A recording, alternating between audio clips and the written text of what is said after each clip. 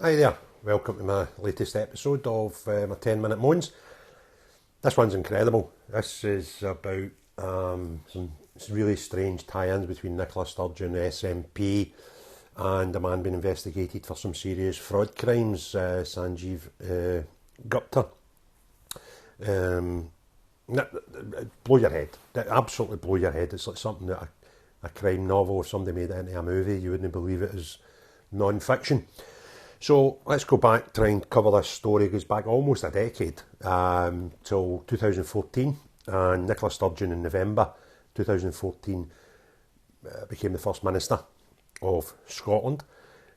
Coming up to October 2015, quite early in her career as First Minister of Scotland, Tata Steel decided they were mothballing their two large plants just to the south east of Glasgow, the DL plant and the Clyde Bridge plant. So they were pulling out of European fabrication of metal, so they were just going to mothball these two sites. Bear in mind, this is October 2015, and in May 2016, Nicola Sturgeon is about to defend her party's position in Holyrood because there was a Scottish parliamentary election due some 8 months later, 7 months later, sorry. So this was a concern for anybody. You don't want these two decent sized businesses mothballing months, coming on weeks before your first job as First Minister of Scotland, and that's to defend your party's lead in majority in that parliament. So you can probably imagine she was quite concerned. Now, something very strange happened in April. This is a month before the election. The Scottish Government bought the two plants for £1. Now, I do apologise, I'm not sure if it was £1 for each of them or for the pair of them, but let's just say it was £2. Immediately sold them to Sanjeev Gupta for £1. The normal people might ask, well, why did Gupta not just buy them off Tata for £1? Because that's what they sold them to the Scottish Government for. Well, it's quite simple. At that point in the transaction, Scottish Government ownership, they agreed with Gupta that there'd be no liability for that site or any future costs to that site going forward. So that's why the purchase had to go from Tata to Scottish Government to Gupta, because if there was no middle bit, then liability would transfer, because Tata wouldn't take responsibility and liability for any potential future costs on the site, which we'll come to later on. So that's what happened in April 2016. Obviously, Nicola milked that to death, won the election a month later, and then we fast forward a little bit to December 2021, when the Scottish Government's Ian McKee, 5 years later, 5 years after the transaction, admitted that part of the contract may not comply with state aid rules. That would be the part about guaranteeing liability. Now, liabilities cost, I think in Ravenscraig, now I'm not suggesting the plants are the same size, but I think the Ravenscraig clean-up was about 50 to 70 million quid. Now, that was some time ago, and obviously, so a smaller plant, but some time ago. But get an idea of how much costs can be incurred with these sites going forward for, environmental reasons. They need cleaned up before you maybe start renewing them, etc., because the amount of stuff that's dumped there and all that. So there's loads of things that can cost you fortunes with these clean-ups, and Gupta was not liable for any of that. Scottish Government were, and still are. In fact, Tata are potentially taking the Scottish Government to court because the business is now folded, and there may be potentially costs that could fall back on them. And they're going, no, Scottish Government need to pay it. So that's where we're at with that. But that's not the end of the story. September 2016, just after election, the DL place reopens, and guess who's there? Front and centre, big smiles, a hard hat on, and plenty of selfies. Nicola taking all the glory for protecting all these jobs. It was a couple hundred jobs over the two plants. Also, Gupta got £7 million loan from Scottish Enterprise to at the time of the sale. So he's got a place for £1, he's got no liability, and we've given him £7 million loan, which I don't think is paid off yet. Then 2016, later on that year, Gupta bought a plant up in Lochaber, another steel plant, and two local hydroelectric plants near them. Paid £5 for them. And in February 2020, the Financial Times requested freedom of information on the deal, because this deal had other guarantees in it. This deal had a guarantee to purchase power from the hydro plants, but nobody knew how much. So in February 2020, the Financial Times, they requested information asking about these guarantees, because there was somebody who'd done a report on it, and it hadn't been backed up with anything other than a guess, but the guess was practically spot on. So the Financial Times obviously wanted to follow up that story, put in a financial freedom of information request, and it took them nearly 2 years to get the information back. They put the request in February 20, declined by the Scottish Parliament, said it was delicate information, they weren't prepared to give it out. Got as far as Information Commission, and they, at the end of 2021, September 21, eventually told the Scottish Government to release the information. It turns out that the plant, the electricity plant, the hydro plants that he got for £5 up in Lochaber, they had a guarantee that there would be energy purchased from it over 25 years, ranging amounts 14 million upwards, but a total over 25 years guaranteed of £586 million worth of energy off a guy that bought the plant for £5 and borrowed £7 million. Now it turns out, the minute he got this guarantee from the Scottish Government, he went to a lender and released £295 million instantly on the strength of this money he was getting from the Scottish Government. The contract he had was so tight that it gave him a credit score on that contract equivalent to government bonds, and he was able to draw down half of it immediately from money from the Scottish Government, guaranteeing this guy that bought the place for £5. You catching what's going on here? It doesn't end there. So in July 23 this year, he was supposed to meet the Scottish Government.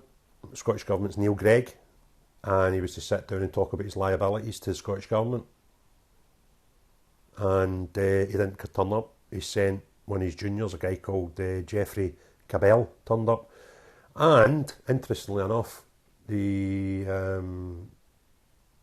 meeting notes got a lot of retractions on them, so don't really know what happened there.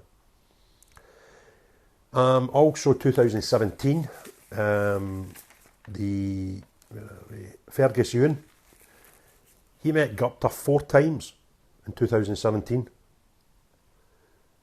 No civil servants there to witness the meetings, and no minutes taken. Proven, published in newspapers, this Scottish National Party minister, Fergus Ewan, met Gupta 4 times, no minutes, no civil servants, nothing. Would they talk about it? I don't know. I genuinely don't know. So there we go. And just to get it right bang up to date, the French authorities are investigating Gupta for misuse of assets and money laundering. Gupta is also under investigation from the British Fraud Office. And he said his office is already raided by the fraud investigation in Great Britain. So, to tie it all together, Nicola gets First Minister's job. Nicola's weeks before her first election campaign, about to close down quite a big business concern, doesn't want that embarrassment. Mr. Sanjeev Gupta gets to buy Tata for £1, but we buy it off Tata first, so there's a break in ownership, and he's not got any liability for any potential land issues that he may, as the owner of the land, have to rectify. He then gets another steelworks up in Lochaber near Fort William, plus 2 hydro plants for £5. But he's got guarantees on that the Scottish Government will underwrite guarantee him £571 million worth of electricity purchases. He immediately then gets a loan for £295 million of that to buy other stuff round about the world. He's got an outstanding £7 million loan from Scottish Enterprise. Scottish ministers don't want to give out information to newspapers asking for FOIs. They don't want to publish minutes of meetings with his underlings as recently as the summer of this year. And the whole time the guy is getting investigated in France and in the UK for fraud, misuse of company assets, money laundering. It's just, if this was any other government in any other country, particularly Westminster, then that would be going mental. Absolute sleaze, absolute corruption by the looks of it. And interesting that in 2021,